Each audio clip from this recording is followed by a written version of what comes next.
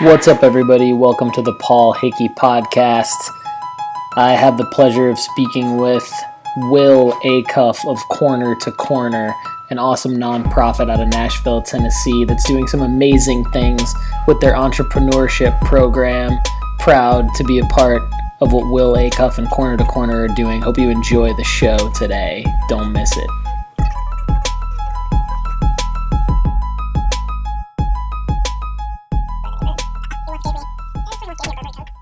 All right, welcome to the Paul Hickey podcast. We are not fancy, but we love it. We're here with Will Acuff of Corner to Corner. Hey, y'all. Super pumped to have Will on the show because I went to a Nashville Chamber East coffee, and I saw a lot of really quality people get up and talk. And then up comes Will, and I was like, this dude has passion, energy. He's dope. Like, he knows what he's talking about. He knows exactly what he's doing. And Thank you, Paul. So I just kind of felt instantly connected to you through your passion for what you do. Yeah. And we've met a couple times since then. Mm-hmm. Thanks for being on the show. Basically, the podcast is just about getting to know our guest and having you tell your story and then all the different things that you have going on. So we'll get into that. Awesome. Why don't we start with you and your kind of origin story? Tell us a little bit about yourself, and so we can connect. Well, the cliff notes of my origin story: born in the South, Durham, North Carolina. I'm not going to say what year. You can guess by this silver hair here. But about age 3, moved to Massachusetts, and then ended up growing up about 25 minutes outside of Boston. In a predominantly Portuguese neighborhood, had a very fun and exciting upbringing that I thought was pretty typical, where my dad started a church. He was what they call a church planter back in the 80s, in a church that started in the office of a gas station, with like a handful of people. Probably seemed pretty sketchy, at the time. Like, you mean a gas station I've never office? heard that before. Okay, That's okay. awesome. Yeah, and it ended up being this huge church, and it was mostly people coming to find out about grace for the first time. And so I grew up in that environment. It was a lot of fun, very exciting. I was one of 4 kids, but always knew as soon as I turned 18, I wanted to head south again. Okay. Just had this kind of fantasy about what the South was, and Boston is super cold. And I think I have a theory that you have a certain number of New England winters in your blood. And once you go past that, you can stay, but you sink into abject depression. Okay. And so I chose to leave before that happened. I can attest to that because I'm from Detroit. Yeah. And I can no longer handle any kind of cold. And I've Nope. been in Tennessee for 12 years, and I just can't do it. Yeah, I'm Can't with do you. any kind of Yeah, cold. I have zero desire Yeah. to go back to New England ever. Yeah. Came to the South, went to college, NC State University. Came out At of this that. point, did you have any idea what you wanted to do? Yeah, I mean, I honestly thought I was going to be a pastor, like my Okay. dad. And then a couple things happened. I got really into playing music, so toured with a band coming out of college. All those guys still do music full time to this day. I'm the only one who took a different path, but had a lot of fun. Played everywhere from the Apollo in Harlem. We did not get booed off. Awesome. To like the Dallas Hard Rock, and a bunch of cruddy places in between, but never made any money. Coming out of that, I was also working at Duke University to pay for the bills because the band, we were getting paid in warm PBR, Yep. which is a common practice in the music industry, kids. So if you're out there thinking about it, think again. But I was working at Duke as a research analyst in health policy. Okay. And might have just kind of gone down that path, but then I took a trip right at the end of college to Nairobi, and the trip was led by an epidemiologist, studies how disease moves through the world. And we were there meeting with local church leaders in some of the slums to see how they were responding to the AIDS pandemic. Okay. So we weren't building anything, we weren't doing anything, we were literally just learning. And we read articles and, prepared for that trip, read all this academic stuff, theological stuff, all economic stuff. to wrestle with these questions of like, what does it mean to love your neighbor in a modern world where we have things like an AIDS pandemic? Mm-hmm. And so that trip totally destroyed me. And I didn't know what would come of it when I got back, but I knew the seeds had been planted. Yeah. That disrupted your whole career. Yeah, it destroyed me. Like, I remember coming back home and, like, reading, sad bastard books and listening to, like, sad bastard music and drinking too much at the time. Yeah. And not knowing what to do with everything I'd seen and experienced. So what kind of snapped you out of that? What happened to get you turn that into something productive? Man, it was years. Okay. I mean, for real. Because I didn't know if that meant like I need to move to Africa or go somewhere else, or if I needed to plug in more locally. Yeah. And really, so somewhere in there, I got married, and then my wife started volunteering as a 211 suicide hotline counselor. Okay. And so that started us as a family on the journey of like, okay, we can apply this stuff, this loving your neighbor and taking care of your neighbor here locally, in a meaningful way. And really coming from the place of, if you take Jesus seriously, and just a quick reading of the Gospels would tell you, like, Jesus fed the hungry, healed the sick, like all these different things. He wasn't showing up and being like, I just have this biblical message about God, but all that other stuff, good luck. Yeah, he was leading by example. Yeah, leading by example, and also kept saying, like, this is how God loves you, and I'm showing you. But yet my own experience had been, like, mostly church stuff, but not impacting the wider community. And my wife and I moved to Charleston, South Carolina. Okay. Didn't know a soul. And at the time, we moved predominantly into a lower income neighborhood where I didn't know anything about gentrification, didn't know that we were seen as a symbol of that. I tried to get to know my neighbors, and they were like, go home. Like, okay. And it was really discouraging. But again, didn't know the racial history of Charleston, I was kind of like the kid who walks into a movie that's been going on for 2 hours. Yeah. Right? And doesn't know at all the plot line. What's happening? Yeah. I was like, is this a comedy or a tragedy? I'm not sure. Yeah. Right? So that happened. And then when we left Charleston to come to Nashville, I remember right away we were struck by just how neighborly everyone was. That even if there were some deep divisions maybe under the surface, at least on like a day-to-day level, you could engage with your neighbor. Yep. And so we moved kind of off of Dickerson Road over 11 years ago, and right away tried to plug into the neighborhood. Okay. So my wife was trying to get a job in a nonprofit, and I was just volunteering with stuff that Goodwill was doing, stuff that tutoring programs, local schools, stuff that the Y was putting on, like anything we can get our hands on. And my wife ended up working in the men's prison and then the women's prison for a total of 5 years. Yeah, she still is. She's she's a badass lady. She's a rock star, yeah. Yeah, I mean, many times she led the charge for our family, Okay, yeah. Your wife's a badass. Yeah, we've established that. No offense. No, she's awesome. Mine does too. So she did that for about 5 years. And we were volunteering with stuff in the community, and we were part of a church that really gave us structure that was basically a church that said, look, all of our time and our treasure is going to go into Nashville for the hardest hit communities. Okay. So it kind of gave us a structure to see some of the things that were going on in our own city that I just, that unless you really dive deep, you're just not aware of. Yeah, yeah. And so we were volunteering for all these things, but one of the consistent things I saw was that relationships didn't develop. Like, something might start, but then as soon as that program was over, it died. And by and large, relationships didn't seem to be the point of the nonprofit. But we wanted to explore what would it look like to start a nonprofit in partnership with the community that existed as an opportunity for relationship. Really believing that relationship is where life transformation happens, right? And we all know that in simple ways, right? Like, it's your network that helps you find the best next job, right? But even think back, like high school, like transformative moments with teachers or with coaches, they weren't because you learned how to do a corner kick in soccer. They were because that person invested in you and you formed a real relationship. And so that's what we were looking to do. Okay. So yeah, that brings us up to the start of Corner to Corner. Okay. Yeah. And when did you launch Corner to Corner?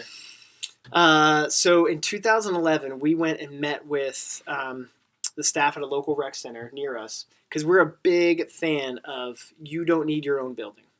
We're also a big fan of you don't need to invent community. Community already exists. Like, stop, being arrogant, right? Yeah. And we're also a big fan of it from a Christian ministry standpoint. You don't bring the good news about Jesus somewhere, right? Like, pretty sure Nashville has that figured out, right? Like, so it's not. We wanted to kind of retool what that model looked like. So the first thing we did was go and meet with the local rec center staff. Okay. And I'll never forget a staff member at the time. Here I am. Let's do relationship. I walk in. Hey, I'm here to meet with so and so, and the person working just wouldn't engage with me at all. Kept looking at their phone. I was like, okay, that's cool. Like, she later told me, she was like, I'll see you. You'll be gone in a week, white boy. Like, this is not going to be, you're another one of these do-gooders who's full of it. Yep. Interesting. Yeah. And so, but we got the conversation going in 2011. And once they knew about Tiffany, they were like, why don't we do a former offender job training here?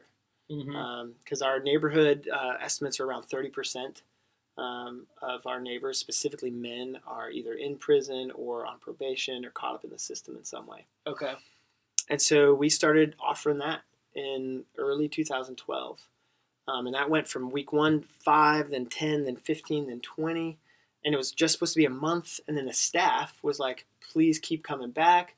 So we just kept it going for 3 months. And then, when we adopted our first child, that person who wouldn't talk to me at first, she's taken my wife out for girls' night out, and her grandkids' hand-me-downs were our son's first clothes. And so the relationship thing that we were hoping for had started. And then organically, that led to partnering with a reading tutoring program, helping out with summer camp, and just step by step grew from there. Just kind of understanding what the communities that you were going into, the different pockets of areas, what they needed, what they wanted, what they wanted. Right. Yeah. And also, most of us take what we would call a community needs-based approach, right? Like, unemployment's really high here, so we need jobs, right? But we never stop to ask, what is the community already killing, right? Yeah. What are they crushing, right? And it goes from that basic idea of you don't necessarily start with improving your weaknesses. You start by maximizing your strengths, right? Like, there's tons of research that shows that's how you excel. And so with a community approach, that means you do a community asset model. And so, like, here's the rec center, tons of people of all ages coming in and out all day. This great facility. It's warm, it's dry, there's lights, there's computers, like all this good stuff. Why wouldn't we use this community hub, right? In partnership with the community to do something awesome? Yeah, instead of taking all the time and resources to build something, or and then market to the community to try to come to me, right? Like, and I don't want to be involved in a $3 to $5 million capital building campaign, right? You could be using all that time and resources and energy and just doing good already. Yeah, and I've never had $3 to $5 million, so and so. Slowly but surely, things just evolved to where now with Corner to Corner, we have education, and that's reading, tutoring, and baking. Reading is focused on sparking a love of reading in the kids, so they skip the school to prison pipeline. Okay. Because reading is the biggest predictor of that outcome. And then baking, because a lot of these kids have working parents, right, who are often working multiple jobs. So they're in the kitchen a lot already, but mostly microwave, right? We're teaching them how to use everything. So kitchen independence, confidence, sneaky math skills, because you got to do fractions. So that's education. But this summer we're launching a video program for those kids. Really excited about this. How are they going to do the video? Well, I should say the basis for this is we're an agile nonprofit. Okay. I come out of software development world. I'm sure many of you are down with that. So I'm like Scrum certified. I'm a Scrum master. I'm a product owner certified in Agile framework. I love that stuff. Yeah. And I'm a big fan of if something's not working, blow it up. Yep. Right? Or tweak it, iterate until it's good. And it's hard to get kids to fall in love with reading, of any background. So we were just scratching our heads like, all right, we're getting some good results here. We continue to grow and tweak this. But what if we also launched something new that was drafting off the kids' love of movie and video? Mm-hmm. And so we're going to watch one of their favorite movies, and then we're going to bring in the script and show them that this started as reading and writing. And then we're going to write their own stories with them, turn them into a script like they can actually see, you know. Love it. And then we're going to film them on iPhones, just like we're doing That's right now. amazing. Love that. And then have a community screening. So inviting parents, grandparents, friends, treating the kids like movie stars. Yeah. Right? Like my hunch is, and granted, this is a hypothesis, is that will make the kid love reading more. Sure. That's going to be such a grand slam. It's not even funny because they're going to, I mean, yeah, that's really exciting. Yeah. It's going to give them such a sense of ownership and a sense of self-belief that they can do this for the rest of their lives. And it's useful. Right. It's like, for me, I get like my mental health strength. Thank you. I get like my mental health strength from constantly working out, fitness, eating right, and also blogging and creating content. So part of the reason why I do this podcast, I need to get out from behind my computer and meet with people, but the real reason why I do it is because I love creating content. And so what you're doing is you're giving all of these young people the tools and the knowledge and just the self-belief and self-confidence that they can do that. Absolutely. And that's going to be something that they can take with them for the rest of their lives. And it doesn't matter about like whether they make money off of it or anything. No. It's going to make them just a more confident person. Yeah, and the idea of like in everything we do, we're trying to make people producers instead of consumers, right? Or rather, producers instead of just consumers. If you can create something, you don't have to buy something. You don't have to get the need of like, how do I fill my time? I'm gonna go try to buy something, right? Same with so in our economic development side, we traditionally just did former offender job training with Tiffany's deep skills in that area, but we were seeing that we could help guys get what I'd call right now jobs. They're making $11 to $13 an hour, and they were getting 35-cent an hour, increase year over year, right? Well, the MIT living wage calculator says that if you're a single parent with just one kid in Nashville, you need to make about $22 an hour. Okay. Right? So where's that gap coming from? And so we looked at entrepreneurship as a way to tap into people's already existing creativity, passion, and hustle and get them to start thinking of themselves more as an entrepreneur. Right. Because all the foundation was there, right? And so that's why we started that. And again, now we're seeing tons of amazing ideas get started and start making money, right?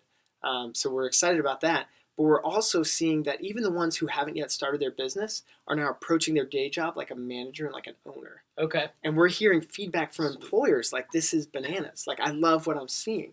And again, it's that shift from I'm a consumer to I'm a producer. Right. I love that. That's awesome. And that's where you and I really connected, was on the entrepreneurship sort of tip, where you have, so talk about that program and how that's going, because that's something that I'm fascinated by. Yeah, I absolutely love this. And if you're still watching, thank you. So the idea is the neighborhood already has entrepreneurs. They don't call themselves that, right? But they do 3 to 5 different things in a given year to make their economic life work, right? So maybe that's multiple jobs.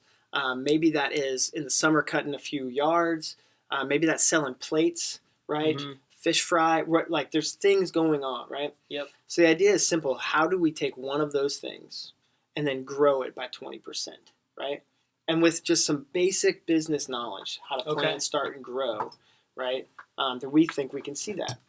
And so we found a curriculum that had been crushing it in neighborhoods like ours down in Chattanooga, and that had moved into Memphis, New Orleans, Grand Rapids, Cincinnati. And we said, cool, let's bring that here. So we licensed it, paid for that to come here, got trained up by their leadership. And in 2016, we ran our first cohort in a local rec center, right? Because part of the barrier to entry is our community is not going to go to a place that's mostly aimed at MBAs, right? They're not going to get in line for a traditional accelerator. Because again, most accelerators, we have this Silicon Valley mentality of like, let's see hockey stick growth. Yep. Right? So how do we support local neighborhood small businesses? So we started that. We had something like 13 or 14 graduates that first cohort. Strong. Yeah, it's huge. Really strong. Yeah. One of And those. you're doing like what they want, what they're Yeah, already yeah. doing. It's just Yeah. it's take what you Yeah. already do, Yeah. whether it's garage sailing or Whatever it is, and yeah. let's just help you increase it by 20%. Yeah, and and what's funny is for most of these, they're seeing way more than 20%. That actually turn into businesses. That's awesome. Like we had a guy who wanted to start. Oh, we also emphasize starting small, so you can start now.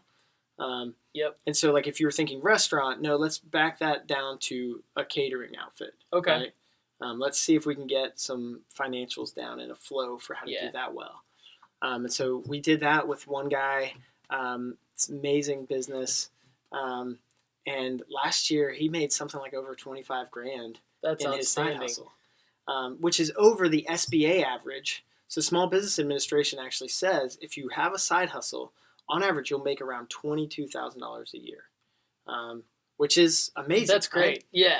Because that supplementing what the other thing you're doing. Absolutely, because that puts you above the poverty line. Right. Right. Because the reality, like somebody asked me the other day, what does poverty look like in Nashville?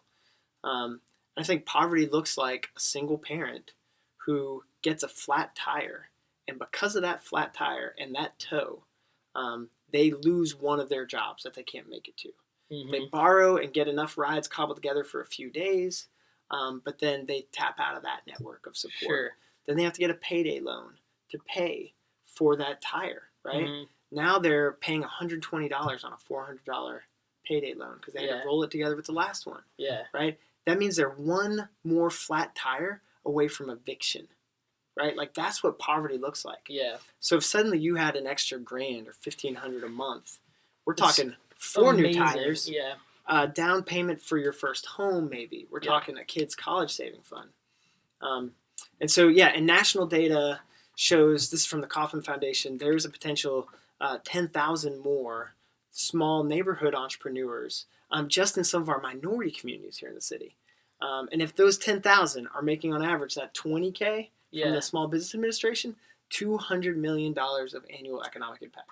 Yeah. So that's like, I'm obsessed with that goal. I'm super pumped too because I feel like with technology and the devices that we're using, even just to do the podcast right now, they can do so much. Anybody can do so much, and I'm excited to help out however I can. Yeah, we've got Paul lined up to be a guest speaker. I am super excited to be a guest speaker. I'm going to learn a lot. I know I'm going to learn more than I teach. But what I do talk about and what I am able to show, I hope that just helps scale. Everyone's ability to do what they want to be doing and make a little bit of extra money over the long term. But it's great because it's not going to be that hockey stick growth on the digital side either. It's going to be just scaling what they already do. Absolutely. So if it's like slow and steady, kind of face to face and building relationships, that's really the right way to do it on the digital side too. So I think the two will play nicely with one another. Yeah, slow growth tends to be stable growth. Mm-hmm. And so we really want to help people see that outcome.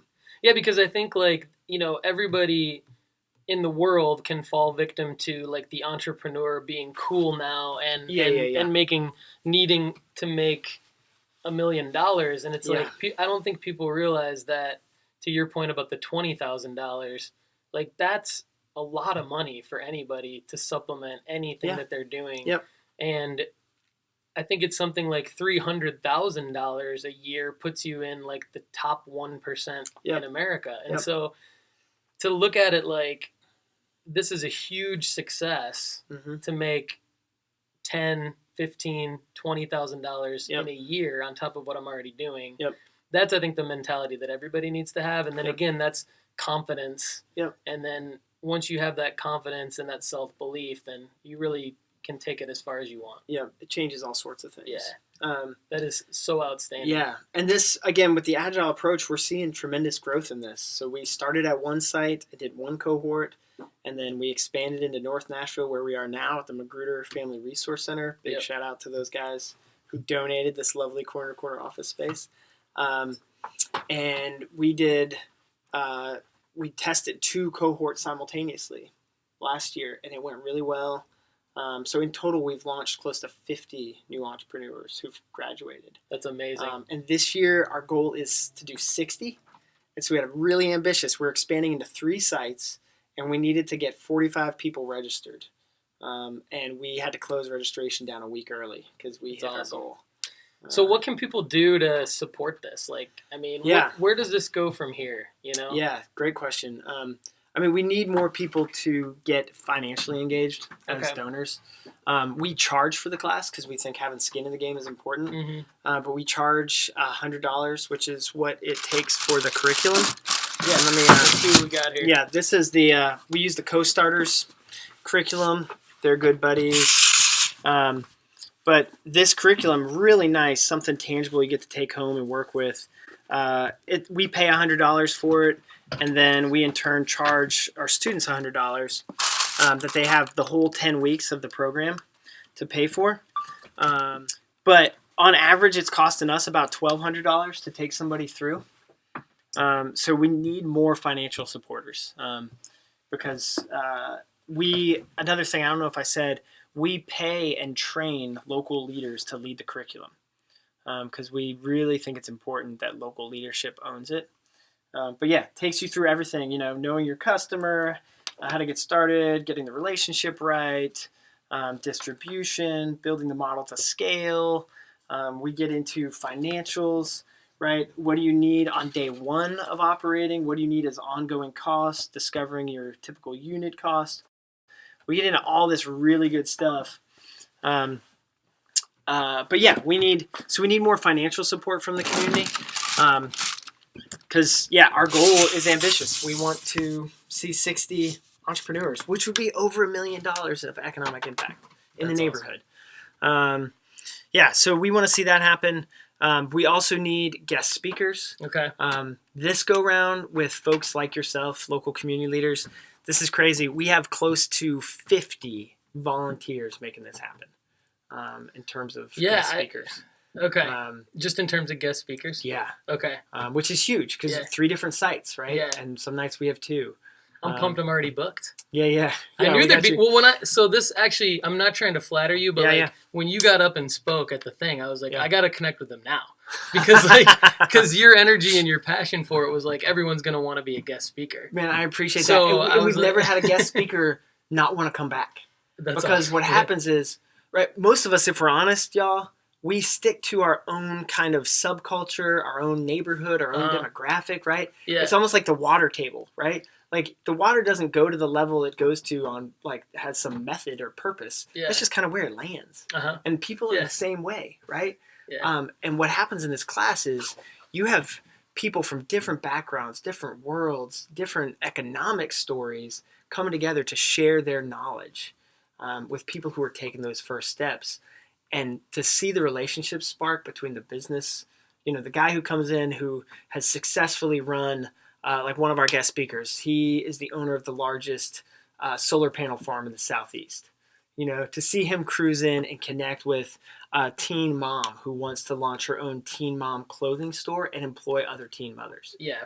Like, when were they going to hang out? No, yeah, I know. That's amazing. I love this stuff. I mean, I've always for me, I get excited because I love business so much. Mm-hmm. And I've always wanted to be able to help people, but I'm not naturally someone who, talk to my wife, she's the one in our relationship that's the better half that's going out and saying we need to help people.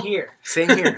I feel you on that. And so I'm excited that I can do something that I'm passionate about in some way to help people. And I'm talking about a fraction of a percentage, obviously. But what you just said is how on earth would those 2 people be talking other than the love for the business that they have, and you're just connecting the dots, and that's amazing. Yeah. Because I think you're getting a call. Oh, that's my dad. Nice. Sorry, Dad. This is again why we do 2 different things. I like it. Obviously, I have a lot of editing to do. No problem. I was just gonna say, it's also fun because we don't tell a student if their idea is gonna work or not, right? Yeah. We tell them to talk to potential customers. They will validate the idea. Mm-hmm. Because personally, I would have passed on Instagram. Like, so who am I to tell you your idea is good or not, right? Right. And what's fascinating, like, is someone who loves business, like, we know what a business model is, right? Mhm. Like, sell it for more than your operating costs. Yeah. You know, like on some level, there's some foundational ideas. Yeah. But you end up finding out about like, brow and lash beauticians and what their markup rate is. And like, I'm like, man, I want to get into that. Yeah. Like, how do I support that kind of business? Yeah. Because your markup is insane. Yeah. You know, and so it's For fun sure. to see how people's passion and creativity can be used in a way that I never would have anticipated. Yeah. Um, That's yeah. awesome. Yeah. Well, cool. Well, thank you so much for being on the show, Will. Yeah, wonderful to be here. It's amazing to get out and get to see such a cool facility. This is a great spot. I love everything that you guys are doing. You're kind of like I feel like you're almost like an original lean startup where you're like, we don't really need an office space. Yeah, this We is don't really donated space, we should It's say, amazing. Yeah. in a facility that is run by other nonprofits who are like, do you want literally a corner for corner to corner? That's where we are. Beautiful. And we want to stay that hungry. Like, I want me, and we have 2 staff people. That's it. It's all of us. I want us to always be like, I don't know where the next paycheck is coming from. Yeah. Like, we got to go hunt and kill and do well. Yeah. Well, I hope this is just the beginning of us being able to work together to help each other out, and we're gonna have a lot of good stuff to come. So thanks again for being on the show, and thanks for having for any me. of you out there, we'll put up some information Yeah. everywhere that we distribute the podcast on how you can help Corner to Corner, and everybody have a great day.